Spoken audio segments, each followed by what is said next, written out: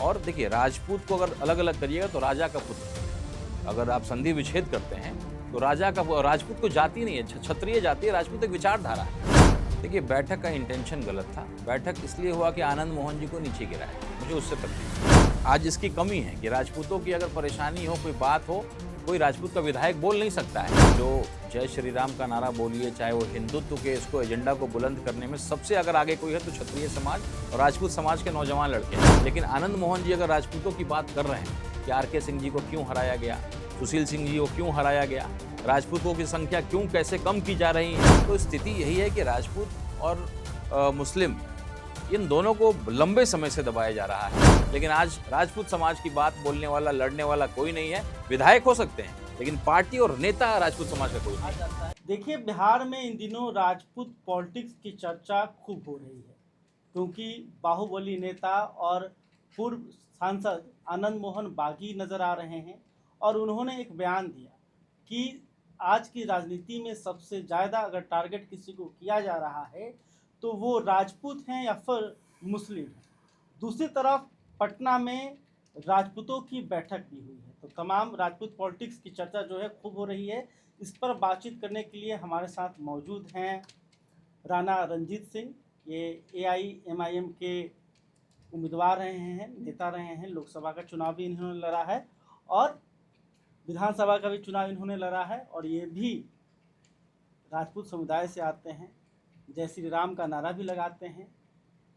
MIM के बहुत ही प्रखर वक्ता भी हैं, तो इनसे ही बातचीत करेंगे। रंजीत जी, ये क्या पॉलिटिक्स चल रहा है? जिस तरह से आनंद मोहन ने बयान दिया कि आज की पॉलिटिक्स में सबसे ज़्यादा टारगेट राजपूतों और मुसलमानों को किया जा रहा है, इसको आप कैसे देखते हैं? बिल्कुल सही है, और छोटे स्तर पे मैं इस बात को लंबे समय से कह रहा था। तो आनंद मोहन जी जैसे बड़े नेता जब इस बात को बोलना शुरू किए हैं, तब ये बिहार नहीं देश लेवल पे इसकी चर्चा होने लगी है। और कम से कम राजपूतों के अंदर, खास करके मुस्लिम तो पहले से दबे हुए हैं, तो वो तो उनकी स्थिति क्या है हमसे छिपा हुआ नहीं है। और अगर सच्चाई है कि मुसलमान और राजपूत का अगर एक गठबंधन आने वाले भविष्य में तैयार होता है, तो मुझे लगता है कि उससे शक्तिशाली, उससे बड़ा और उससे सामाजिक बदलाव जो है, हम लोग एक नारा भी कहते हैं कि राजपूत मुसलमान भाई भाई, बाकी सब बाद में आई, तो एक नया संगठन का जो है रूप बनता है। निश्चित रूप से उन्होंने बिल्कुल सही कहा। राजपूत समाज, आप देखिए कि जब बीजेपी की भी सरकार होती है, बिहार की बात अगर मैं करूं, तो राजपूत के कौन से मंत्री बनते थे?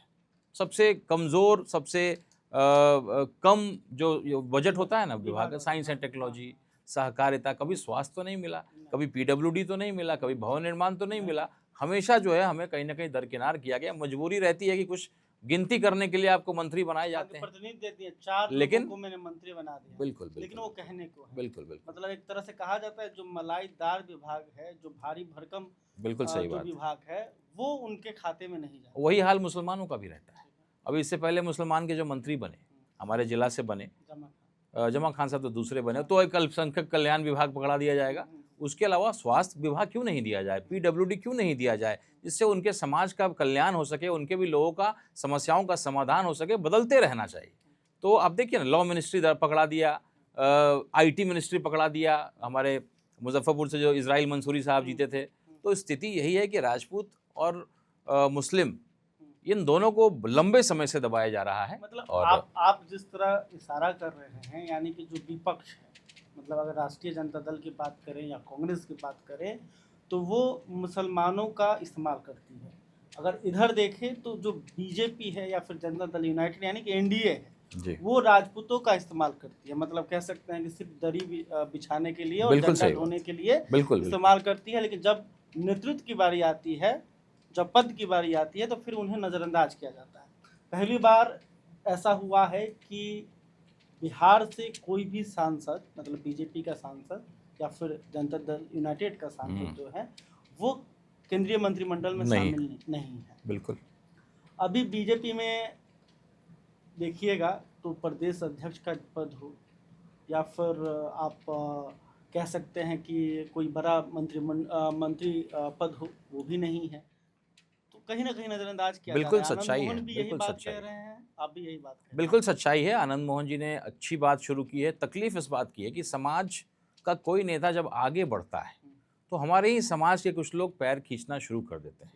अभी जिस बैठक की आपने चर्चा की है, मैं बैठक के खिलाफ बिल्कुल नहीं हूँ, अच्छी बात है, बैठकें होनी चाहिए, लेकिन ये बैठक क्यों शुरू की गई है उसका इंटेंशन जानना पड़ेगा। जब आनंद मोहन जी ने कुछ बोलना शुरू किया, आनंद मोहन जी ने एक पहल शुरू किया, और आज आनंद मोहन जी के साथ केवल राजपूत नहीं हैं, उनकी बैठकों में राजपूत नहीं आ रहे हैं, उनके साथ वो लोग हैं, खास करके कुर्मी समाज, कुशवाहा समाज और पिछड़ा समाज और मुसलमान तो बेशक उनके साथ है। आनंद मोहन जी की एक अच्छी बात ये रही, चूंकि मैं तो उनके लवली आनंद जी चुनाव लड़ी तो मैं उनके खिलाफ भी चुनाव लड़ा, लेकिन मैं देखा कि ईद बकरीद में वो घूमते थे तो लोग उनसे बोलते थे कि एक भी मुसलमान आपको वोट नहीं करेगा, क्यों घूमते हैं, क्यों समय आप बर्बाद करते हैं।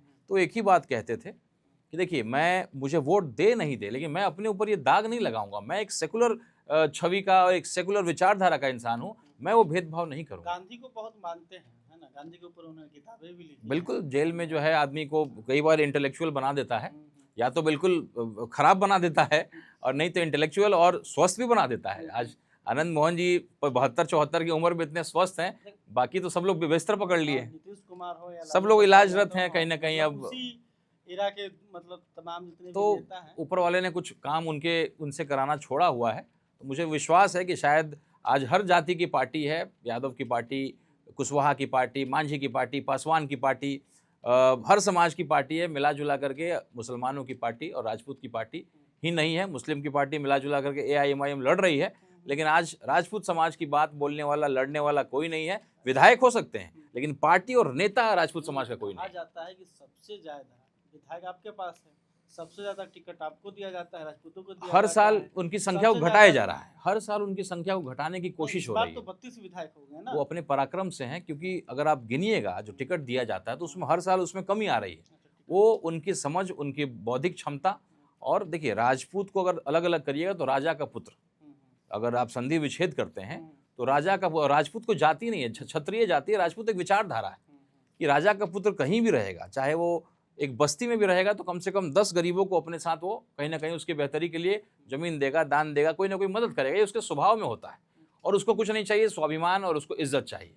अच्छा, एक और सवाल है, जिस तरह से बिहार में पिछले कुछ दिनों से जातीय बैठकें हो रही हैं, चाहे भूमिहार की बात करें, भूमि गांधी मैदान में पिछले 1 सालों से बैठक कर रहे हैं, यादव जाति के जो युवा हैं वो भी बैठक कर रहे हैं, अब जो है राजपूत जाति के भी जो युवा हैं वो इसकी शुरुआत कर रहे हैं, और शुरुआत ही उन्होंने नहीं किया बल्कि पहले दिन ही सिंह सेना का निर्माण भी कर दिया। अब बताइए, इस दौर में, ये तो 90 का दशक है नहीं, बिल्कुल। और फिर यहाँ पर आप सेना बना रहे हैं, इसका क्या इम्पैक्ट होगा? और देखिए, पूरे समाज के नज़रिए से देखिए कि जिस तरह से अलग अलग जाति के जो उत्साहित लोग हैं, है ना, वो अब बैठक करके जो कर रहे हैं उसका क्या परिणाम हो सकता है? देखिए, बैठक का इंटेंशन गलत था। बैठक इसलिए हुआ कि आनंद मोहन जी को नीचे गिराया जाए, मुझे उससे तकलीफ है। आनंद मोहन जी ने अगर कोई शुरुआत की तो करने दीजिए ना, आप ये समय छोड़ करके 1-2 महीने के बाद इसकी शुरुआत करते। किसी के काट में किसी को गिराने के लिए, किसी को खराब करने के लिए कोई काम नहीं करना चाहिए, किसी काम के इंटेंशन को देखा जाता है। बाकी जो बैठक में बातें हुई, और अगर आज की राजनीतिक परिवेश की बात करें तो पासवान की पार्टी है ना LJP, लेकिन उसके प्रदेश अध्यक्ष कौन है?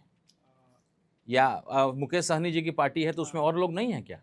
तो अगर राजनीतिक रूप से अगर अपने आप को मजबूत करना है तो देखिए, महाराणा प्रताप जी के सेनापति कौन थे? हकीम खान सूरी साहब, जो मुसलमान थे, और भील जाति के लोग उनके साथ थे, लड़ रहे तो थे। उन्होंने राष्ट्र की लड़ाई बनाई। छात्र धर्म का मतलब क्या होता है रंजीत? ये भी तो एक सवाल देखिए, है। छात्र नौजवान के अंदर जरा सा गुस्सा रहता है, आक्रोश रहता है, सोचते कम है और जोश में चले आते हैं।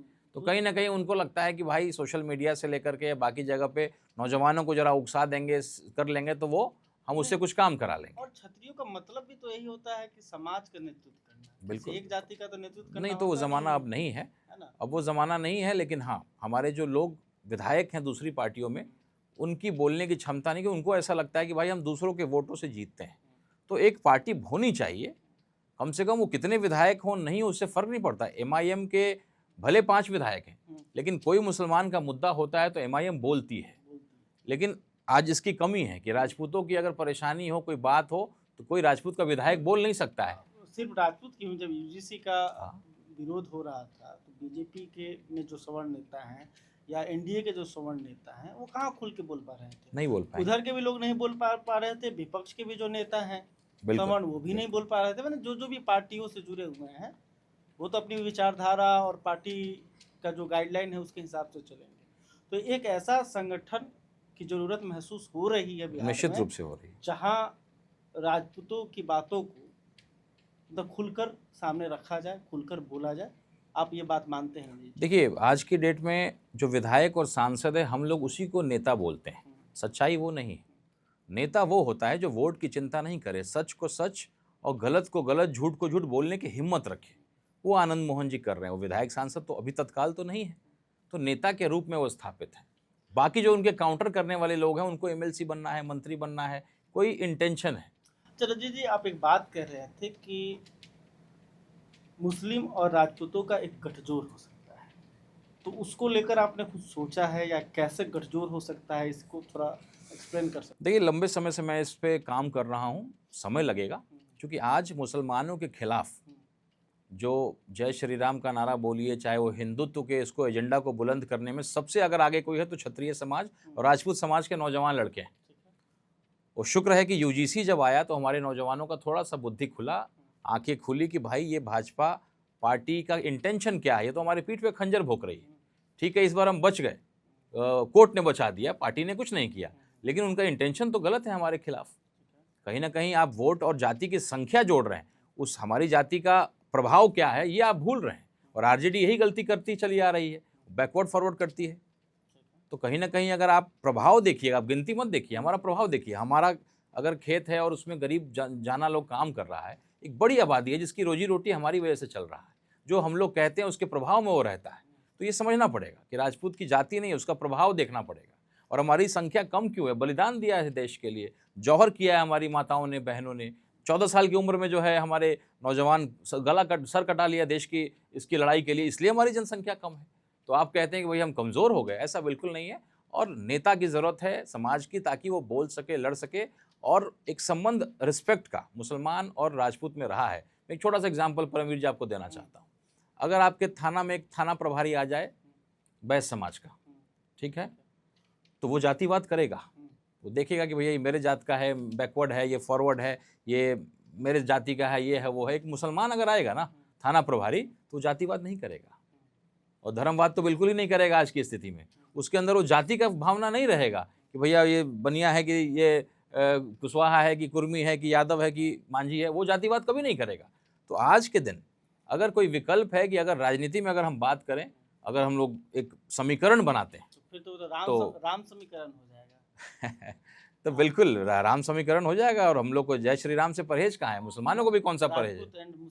बिल्कुल राम समीकरण होगा। और पीछे से बाकी भाई, आज देखिए ना, आज जितने भी कुर्मी समाज के लोग, कुशवाहा समाज के लोग और अति पिछड़ा समाज के लोग जो नीतीश जी के साथ थे, वो सब आनंद मोहन जी की तारीफ कर रहे हैं, लगातार उनसे मिल रहे हैं, क्योंकि वो लड़ रहे हैं उनके लिए। और क्षत्रियों का, राजपूतों का तो इतिहास रहा है, हमने हमेशा लड़ा है कमजोरों के लिए। हमको जो लग रहा है कि आनंद मोहन क्षत्रियों की लड़ाई अभी नहीं लड़ रहे हैं, हमको लग रहा है कि वो जनता दल यूनाइटेड को बचाने की लड़ाई लड़ रहे हैं। जिस हिसाब से वो बयान दे रहे हैं कि ऊपर चंडाल चौकड़ी, वो 22 लोग कौन हैं, और इस वजह से न सिर्फ राजपूत समाज के लोग उनके साथ एड ऑन हो रहे हैं, बल्कि वो लोग जिनको लगता है कि हाँ जेडीयू को हाईजेक किया जा रहा है, जेडीयू को बर्बाद करने की कोशिश की जा रही है, वो लोग भी आनंद मोहन के साथ जुड़ रहे हैं। देखिए, महाभारत क्यों हुआ परमवीर जी? आप बोलिएगा कि द्रौपदी का चिरहन वो इसलिए महाभारत हुआ, लेकिन ऐसा नहीं है। महाभारत होना नियति था। और अगर महाभारत नहीं होता तो ये विश्व ने जो ज्ञान हम लोग को मिला है वो ज्ञान नहीं मिलता, हम उससे अछूते रह जाते। तो ठीक है, वजह जो भी हो, लोग कहते हैं आनंद मोहन जी अपने बेटे को मंत्री नहीं बनाए इसलिए लड़ रहे हैं, आनंद मोहन जी ने अपने बेटे से दगा करवाया, धोखा दिलवाया और उसका ढिंढोरा पीट रहे हैं। एक तरफ आप उसको भी कह सकते हैं, तो और एक तरफ अगर दूसरे एंगल को देखते हैं तो ये है कि आनंद मोहन जी ने दोस्ती का फ़र्ज़ निभाया। नीतीश कुमार जी ने अगर उनको मदद किया तो उन्होंने 5 गुना मदद लौटाया। और जो उनके बेटे चेतन आनंद, उन्होंने पिता का फ़र्ज़ निभाया कि अगर पिता बोल दे तो आंख बंद करके बेटे को वो काम करना है, ये संस्कार है। तो अपना अपना नज़रिया है। और महाभारत का होना नियति था। और आनंद मोहन जी की वजह क्या है, मुझे कोई फ़र्क नहीं पड़ता है। लेकिन आनंद मोहन जी अगर राजपूतों की बात कर रहे हैं कि आर के सिंह जी को क्यों हराया गया, सुशील सिंह जी को क्यों हराया गया, राजपूतों की संख्या क्यों कैसे कम की जा रही है। तो अगर उसकी बात कोई कर रहा है, और देखिए राजा का पुत्र राजपूत जो कहते हैं, उसका नेता बनना बहुत मुश्किल है। मैं उस वर्ग के बीच में रहता हूँ, वो सब राजा हैं, सब अपने आप में नेता हैं, आप नेतृत्व वो नहीं कर सकते हैं, वो समाज किसी के अधीन नहीं रह सकता है। तो कहीं ना कहीं एक छवि है आनंद मोहन जी की, वजह क्या है मुझे उससे फर्क नहीं पड़ता है। आनंद मोहन जी अगर बात कर रहे हैं, सच्चाई बोल रहे हैं, बोल पा रहे हैं, तो मैं चाहता हूँ, आज 72-74 उनकी उम्र है, तो वीर कुंवर सिंह जी की तरह उन्होंने 80 साल में जो है अब तलवार उठाया है, तो निश्चित रूप से वो अंग्रेज़ों को जिस तरीके से हम लोग ने धूल चटाने का काम किया था, और बड़ी आबादी में उनकी सेना में, वीर कुंवर सिंह की सेना में रंगरेज खान से लेकर के गुलाम अली साहब से लेकर के बड़े मुसलमानों की आबादी थी, जिन्होंने अंत तक लड़ाई को लड़ा अंग्रेज़ों के खिलाफ। तो कहीं ना कहीं वही होने वाला है, और मुझे लगता है कि फिर से वही लाइन उनके ऊपर जो है सटीक बैठता है कि 80 साल में जो कहते हैं हम वीर कुंवर सिंह जी के लिए। बहुत बहुत धन्यवाद तो रंजीत जी आपका। जी, तो देखिए रंजीत जी जो कह रहे हैं कि बिहार में अब राम समीकरण की ज़रूरत है, और आनंद मोहन को बाबू वीर कुंवर सिंह जैसे 80 की उम्र में तलवार उठाने की ज़रूरत है। तो देखिए बहुत ही ये बड़ी बातें थी, क्योंकि जिस तरह से इन्होंने कहा कि राजपूतों को नज़रअंदाज किया जा रहा है, मुसलमानों के खिलाफ साजिश की जा रही है, और अब समय की मांग है कि ये दोनों जो समाज है वो एक साथ आए। खैर, अभी तक आपने हमारे चैनल को सब्सक्राइब नहीं किया है तो कर लीजिए। इस खबर को लेकर, इस चर्चा को लेकर आप क्या सोचते हैं, कमेंट करके बता सकते हैं। वीडियो फेसबुक में देख रहे हैं तो हमारे पेज को भी फॉलो कर लें। बहुत बहुत धन्यवाद।